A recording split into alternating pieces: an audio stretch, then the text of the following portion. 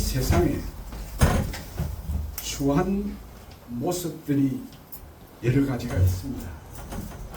때로는 정말 보기 흉한 그런 추한 모습들이 있는데 그 가운데서도 가장 추한 모습은 성직자들이 제자리를 지키지 못할 때, 성직자들이 돈에 얽매이고 권력의 눈치를 보고 기웃거리고 정치하는 그런 모습들은 가장 보기가 추합니다. 참 보기가 그렇습니다. 여러분, 오늘 우리가 읽은 이 본문을 보면서 왜 엘리사가 나만 장군이 왔는데 나오지 않고 사환을 시켜서 요단강에 가서 몸을 씻으라고 이야기만 하고 얼굴을 내비치지 않았을까요? 여러분 좀 생각해 보신 적 있습니까? 저는 이 문제를 좀 생각해 보았습니다. 엘리사의 선지자의 권위가 어떤 것일까? 왜 엘리사는 나오지 않았을까? 아람 나라의 2인자고 왕이 수많은 선물들을 실어서 바리바리 보낼 정도로 참 높은 지체를 가진 권력을 가진 그런 귀한 VIP가 오는데 엘리사가 코끝도 보이지 않았다. 이건 참으로 상식 밖의 일입니다. 엘리사는 정말 교만한 사람일까? 더 나아가서 문둥병이라서 문둥병 든 사람은 접촉할 수 없는 사람이기 때문에 부정한 병을 가진 사람이라고 해서 냉대했을까? 아닙니다. 엘리사는 한 사람의 영혼이 천하보다 귀한 존재라는 것을 너무나 잘 알고 있습니다. 그런데 왜 이 선지자가 그렇게도 지체 높은 그러나 몹쓸 뺑드는 이 나만을 박대했을까? 여기에 우리는 한번 포커스를 한번 맞춰봅시다. 왜 엘리사가 그랬을까? 여러분, 만약 엘리사가 성공한 사람이라고, 시리아의 2인자라고, 아주 지체 높은 VIP라고 생각을 하고 문을 열고 나와가지고 이 엘리사 선지자가 그 나만 앞에 굽신거리고 환영을 하고 뭐 엉뚱한 사람 앞에서의 어떤 그런 발라 맞추는 아부를 했다고 합시다. 그러면 그 나만 살릴 수 있었을까요? 나만 못 살립니다. 엘리사는 그것을 알았기 때문에 그 나만 장군의 교만이, 그 자존심이 무너져야 그 병을 고친다는 것을 알았기 때문에 그래서 그는 나와보지 않았어. 성도 여러분, 병은 육체가 약해서 생길 수도 있지만은 치료의 방법은 그 사람이 겸손해질 때, 낮아질 때, 하나님을 믿고 의사의 말을 믿고 낮아질 때, 겸손할 때, 그리고 자신을 발견할 때에 병을 고칠 수 있는 법. 그러므로 우리는 때로 이 엘리사 선지자처럼 쿨헤드, 차가운 머리를 가질 수 있는 사람이 되어야 됩니다. 사람에게 구걸하지 않고 아첨하지 않고 허리를 굽신거리지 않고 용기 없이 현실과 타협하는 그것은 권위가 아닙니다. 우리 예수님께서 겸손하라고 하신 것은 자세를 낮추라는 말이지 실력을 낮추라는 말이 아닙니다. 우리는 겸손하기 위해서 더 실력을 갖추고 더 능력이 있어야 되고 그 당당한 겸손, 실력 있는 겸손, 바로 여기 엘리사 선지자가 가졌던 그 권위, 그 오토리티는 그가 하나님 제일주의로 사는 사람이었기 때문입니다.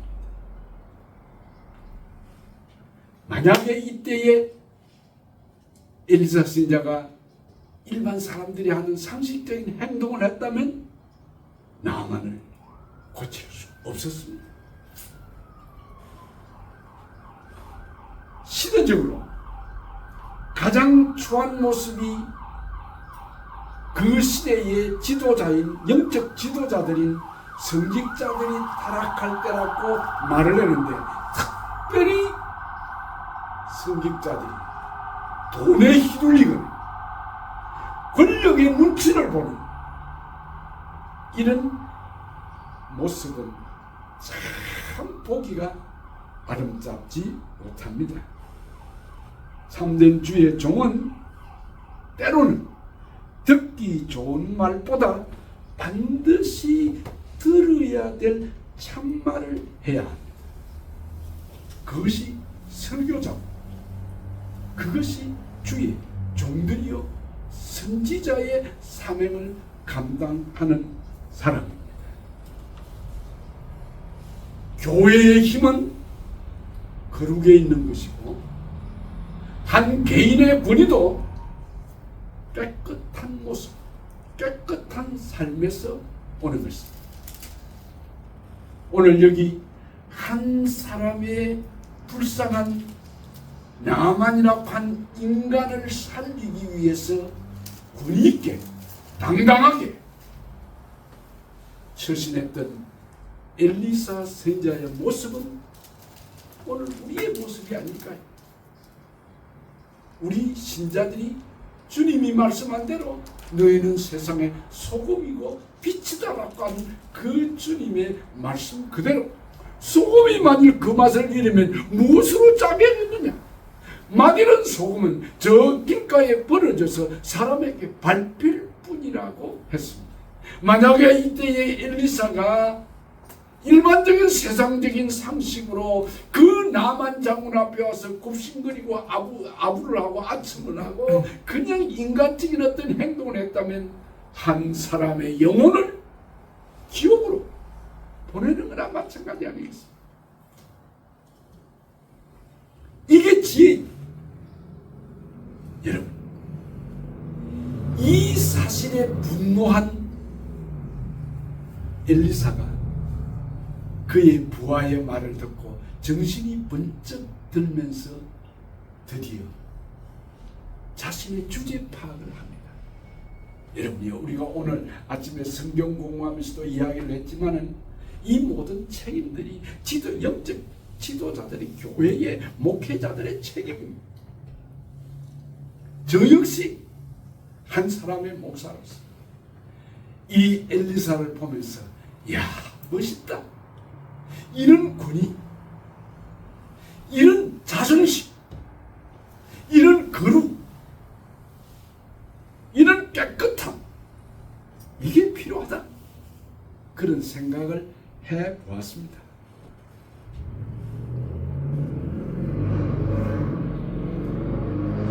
이 상처를 입은 나만 장군이 드디어 제정신에 돌아왔을 때 요단강을 향하여 갑니다. 왜 하필 요단강이냐고? 그 구정물, 그 더러움을 흙탕물, 그 요단강에 가서 왜 몸을 씻으라고 하느냐? 아니, 왜 꼭 교회에 가야 되냐? 왜 예수 그리스도만 믿어야 되느냐? 왜 교회밖에는 구원이 없다고 하느냐라고 투덜거리던 현대인들처럼 나만이 그런 불평, 원망, 짜증, 자기 냉대에 대한 그 치욕, 모욕감을 이기지 못해가지고 분노를 했지만 드디어 자기 주제를 알았습니다. 장모님, 선지자가 이것보다 더 험한 일을, 더 큰 일을 하라고 해도 할 주제 아닙니까? 당신 주제 파악을 좀 하십시오. 당신 좀 모습을 좀 보십시오라는 그런 말이 아니었겠습니까? 이 부하의 이야기가. 아니, 엘리사가 말은 안 했지만 엘리사가 얼굴도 보이지 아니하고 명령만 한 것은 바로 네 주제를, 네 분수를 알아야 된다. 그 말 아니었겠습니까? 오늘 우리 성도들, 목회자도 인간 아닙니까? 때로는 실수할 수도 있고 때로는 설교를 하는데 참 엉뚱한 이야기를 할 때도 있지 않습니까? 근데 저는 늘 그런 기도를 합니다. 하나님, 제가 설교할 때에 그 아로새긴 아름다운 언쟁만 위에 금사과 같은 그런 설교 좀 할 수 있게 해주십시오. 충성된 사자는 그 주인이 그 타작마당에 있을 때 시원한 얼음 냉수를 갖다 들여가지고 주인의 마음을 시원케 해주는 그런 설교 좀 할 수 있게 해주십시오라고 하지만 그러나 그게 잘 됩니까, 여러분? 예. 그래서 때로는 상처 주는 말도 있고 때로는 자기 처지를 못 알아보는 그런 냉정한 사람 같은 그럴 때도 있지만은 그럴 때마다 여기 엘리사 선지자를 보시기를 바랍니다. 아, 이게 나를 위해서 하는 것입니다. 드디어 요단강을 갑니다. 그러나 막상 요단강까지 왔지만은 그의 번쩍번쩍 빛나는 그런 군장이 달린 그 아주 좋은 멋진 그 군복 장복을 입고 그 많은 사람들에게 존경을 받던 그가 막상 많은 부하들 앞에서, 주위의 사람들 앞에서 그 옷을 벗기가 부끄러웠습니다. 왜 그러냐? 자기 치부가 드러나기 때문에.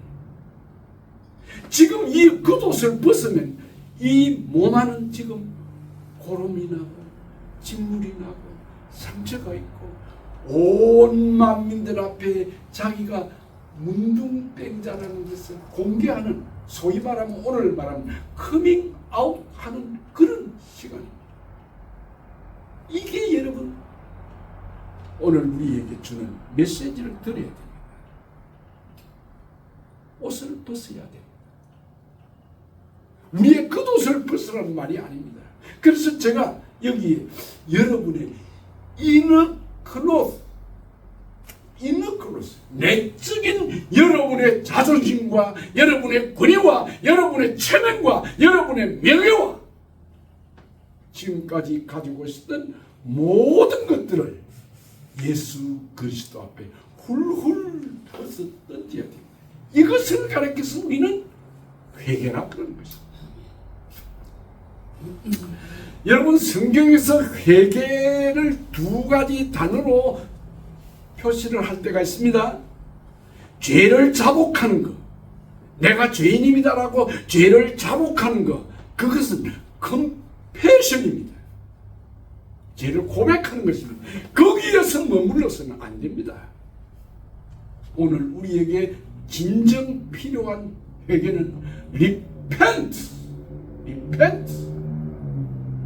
내 자신이 내 의지적으로 다시는 그런 죄를 짓지 않겠노라고 다짐하는, 그래서 가던 길을 돌이켜가는 그게 회개입니다.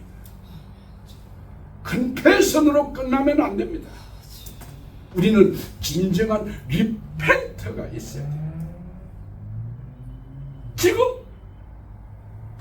이 나만 장군의 옷을 벗는 그것조차 부끄러워서 자기 수치, 자기 가지고 있는 체면, 지금까지 자기가 숨기고 살아왔던 자기의 과거, 아니 자기의 처지를, 자기의 그 분수를, 자기의 주제 파악을 했다고는 하지만은 그건 내려놓지 못하고, 얼마나 오늘 우리 주위의 사람들 가운데 옷을 벗지 못하는 사람들이 많은 줄 아십니까? 예수를 믿는다고 하면서도 입으로 자복은 하는데, 컨페션은 하는데, 진정한 돌아서는, 다시는 거기에 그 길로 가지 않냐고 돌아서는 리펜트를 원합니다. 보세요. 우리 주님 앞에 뭐가 부끄럽고, 우리 예수님 앞에 뭐가 내 자존심이 있고, 뭐가 내가 내세울 그런 처지입니까? 내 분수를 알아야지요. 내 주제 파악을 해야죠. 진정한 회개, 그것은 우리를 살리는 길입니다. 지금까지 여러분이 가지고 있던 여러분의 모든 여러분의 삶의 내적인 그런 초롱성 같은, 아무도 들어올 수 없는, 예수님마저도 들어올 수 없는 그런 여러분의 마음의 문의 빗장을 활짝 여십시오. 그리고 예수 그리스도를 나의 구주로 받아들입니다. 그것이 나의 내적인 옷을 벗는 것입니다. 옷을 벗으십시오. 여러분의 위선, 여러분의 발라맞추는 체면, 사람 앞에서 눈치, 그거 다 벗어 던지십시오. 그래서 예수님은 바리새인들을 향하여, 그 위선자들을 향해서 하시는 말씀, 너희들은 회칠한 무덤 같다. 겉으로는 핀터칠을 근사하게 깨끗하게 해놔서 좋은 것 같지만 그 속에는 후들기가 있고 냄새가 나고 썩어가는 시체가 있는 회칠한 무덤 같다. 그러면서 그들이 하는 말, 그들을 보고 향해서 너희들은 소경이 되어서 소경을 인도하는 선생이다. 예. 여러분, 소경이 소경을 인도하면 다 빠집니다. 다 넘어집니다. 다 부딪힙니다. 그 주제 파악을 할 줄 알아야 됩니다. 그리고는 이 나만이 드디어 그 모든 사람들 앞에서 옷을 훌훌 벗어 던지고 요단강에 첨벙하고 들어갑니다. 무엇입니까? 오늘 우리가 예수 그리스도의 은혜의 바다에, 예수 그리스도의 보혈의 샘물에 우리 자신을 잠가야 됩니다.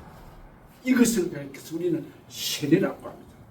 여기 엘사 선지자가 나만 장군을 보고 요단강에 가서 모욕을 해라. 너희 나라에 있는 아르마나 바르발강 같이 깨끗하고 좋은 깨끗한 물에 가서 씻는 것이 아니라 요단강에 가서 씻어라. 여러분, 바로 예수 그리스도가 하나님이신데도 우리를 위해서 세례를 받으신 그 요단강, 여러분의 요단강, 바로 그 자리에 가서 세례를 받아야 해요. 그 말이 무슨 말입니까? 예수 그리스도도 요단강에서 세례를 받았습니다. 다른 강에 가서 받지 않았습니다. 오늘 진정한 우리의 참 삶의 세례는 예수와 함께 죽고 예수와 함께 다시 살아나는 이 참된 세례를 받아야 돼요. 교회에서는 일반적으로 세례를 줄 때에 한 사람 개인에게 이제 세례를 주지만 우리가 여러 사람이 집단적으로 세례를 받을 수도 있습니다. 특별히 저는 군대에 있을 때, 군목으로 있을 때 여러 병사들을 함께 모아놓고 세례 예식을 베푼 적도 있습니다. 그러나 여러분, 세례의 형식은 집단적인 면이 가능할지 모르지만 세례의 본질은 나와 하나님 개인적입니다. 형식은 집단적인 형식을 띌 수도 있지만은 세례의 본질은 오직 나와 하나님 이 관계에서만이 세례가 이루어지는 것입니다. 그래서 사도 바울은 우리에게 위대한 세례의 의미를 던져줍니다. 고린도전서 10장에 그때에 우리 조상들이 모세에게 속하여 홍해를 건너갔다고 하는데 그것이 곧 세례라고 했습니다. 사랑하는 성도 여러분, 온 이스라엘 백성들이 다 홍해를 건넜습니다. 애굽을 떠나서 가나안으로 가는 길에 그 홍해를 건너야만이 갈 수 있었기 때문에 그들은 홍해를 건넜습니다. 그런데 사도 바울은 거기서 신학적인 해석을 붙이기를 바로 이스라엘 백성들이 그 홍해를 건넌 그 자체가 세례를 받는 거예요. 그래서 이스라엘 백성들이 다 이 홍해를 건너서 저쪽 홍해 언덕에 도달을 하니까 다시 홍해 바닷물은 합쳐졌습니다. 그 말은 무슨 말입니까? 다시는 이스라엘 백성들은 애굽으로 돌아갈 수 있는 길이 막혔다는 겁니다. 온 이스라엘 백성들, 온 히브리 민족이 홍해에서 집단 세례를 받았습니다. 그러나 여러분, 정작 가나안에 들어간 사람은 몇 명입니까? 60만 장정들 가운데 59만 9,998명은 다 못 들어갔습니다. 오직 두 사람, 여호수아, 갈렙 두 사람만 들어갔습니다. 참된 세례의 본질은 형식이 중요한 것이 아니고 집단적으로 세례를 받을 수는 있지만 그러나 그 세례의 본질은 철저하게 개인적이라. 하나님과 나 사이. 그래서 사도 바울은 로마서 6장 3절에 무릇 그리스도 예수와 합하여 세례를 받은 우리는 그의 죽으심과 합하여 세례를 받은 줄을 알지 못하느냐. 그의 죽으심과 함께 장사되었고 죽은 자 가운데서 다시 살아나서 새 생명이 되었다고 말씀합니다.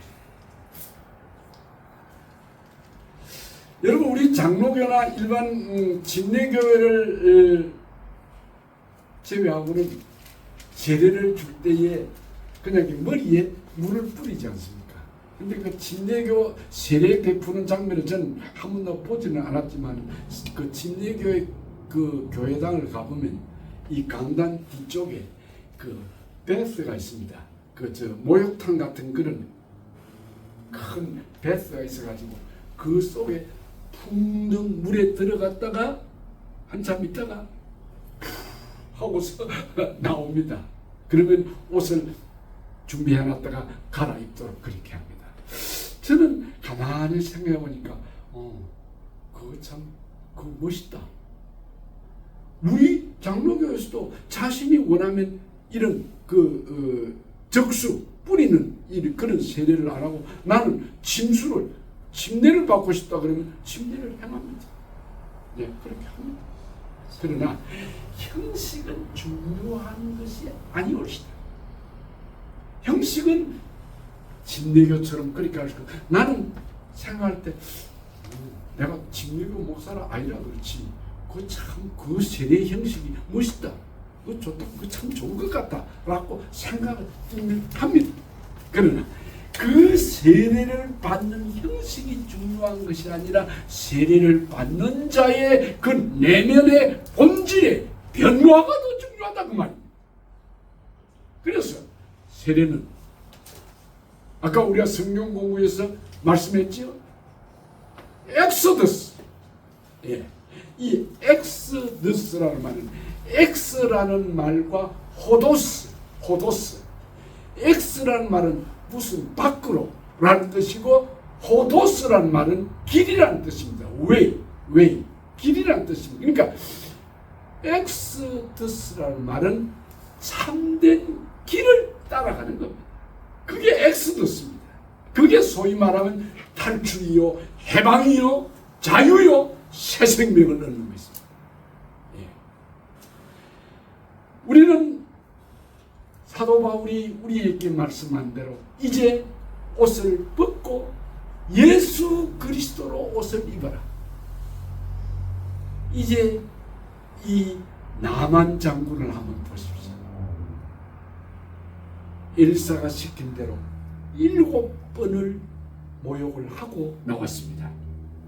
뭐 한 번, 두 번, 세 번 이렇게 7번을 했겠죠. 그러나 그 7이라는 그 숫자에 주는 영적 의미가 중요한 것은 철저한 순종.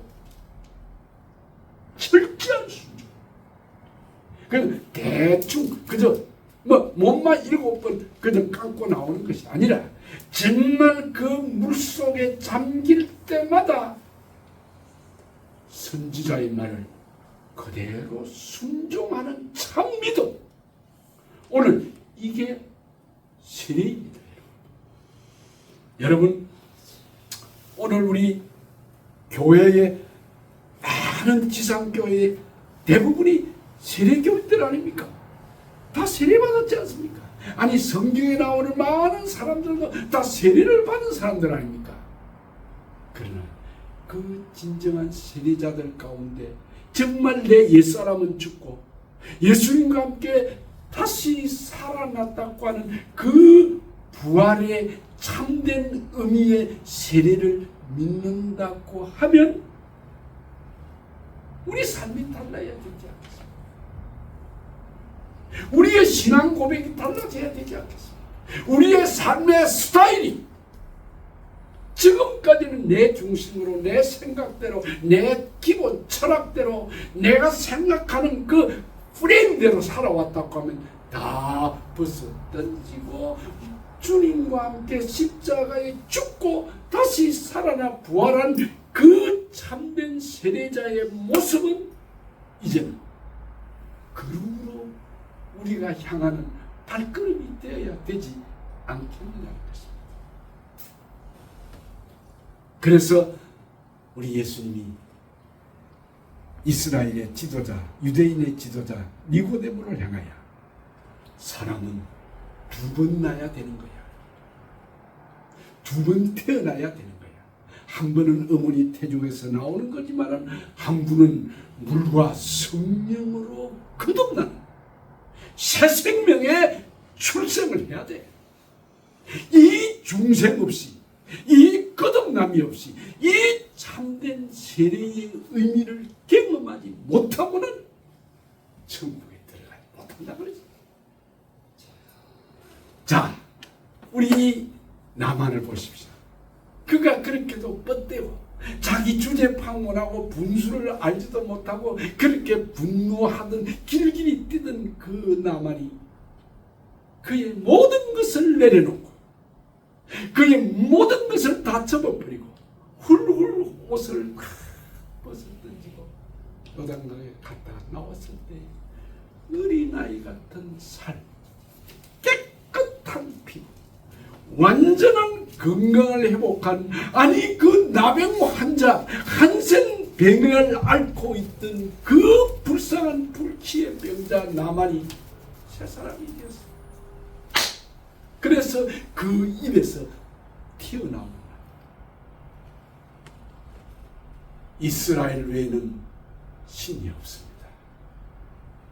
여러분, 왜 예수를 믿어야만 하느냐라고 큰 소리 치던 사람들, 왜 교회 밖에는 구원이 없냐고 불평하던 사람들에게 나만처럼 참된 세례를 받은 자들은 예수 그리스도밖에 구원자가 없습니다. 교회밖에는 구원 얻을 곳이 없습니다. 그래서 켈빈은 말하기를 교회는 어머니의 품과 같다 그랬어. 왜냐? 교회는 성도들을 기르고 젖을 먹이고 옷을 입히고 키우고 양육하는 것처럼 교회는 예수 그리스도를 머리로 하고 예수 그리스도의 말씀으로 예수 그리스도의 새 생명을 부여해 주는 곳이기 때문에 그래서 우리는 교회밖에는 구원이 없다고 하는 것입니다. 오늘 여기 나만을 보십시오. 나는 이제 이스라엘 외에는 하나님이 없는 줄 아나이다. 이 고백, 여러분의 고백이 되시기를 바랍니다.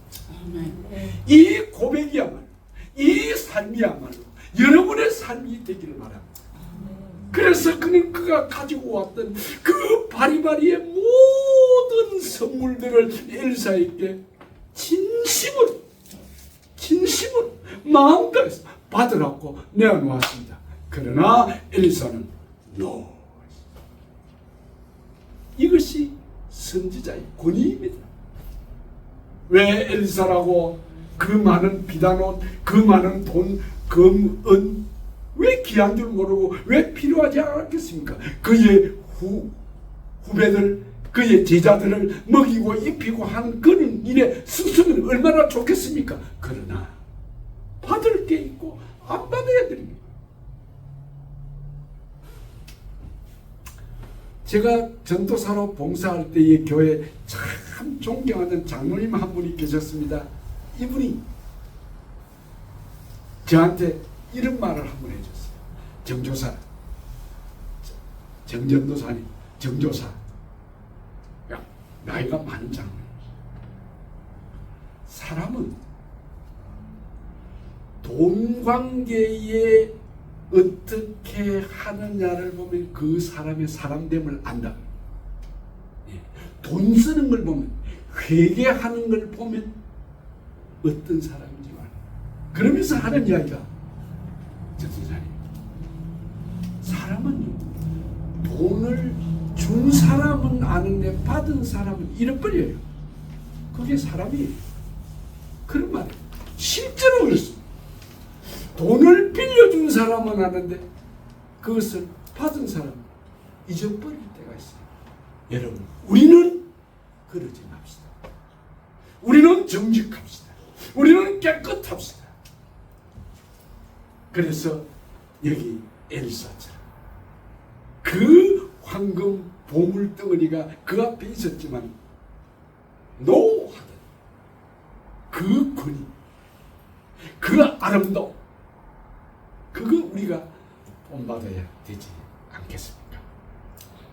이제 우리가 이 나만을 보면서 우리도 이제는 나만처럼 내 주제를 파악하고 내 분수를 알고서 하나님 앞에 어린아이처럼 되어지는 그런 겸손한 성도들이 되시기를 주의 이름으로 축원합니다.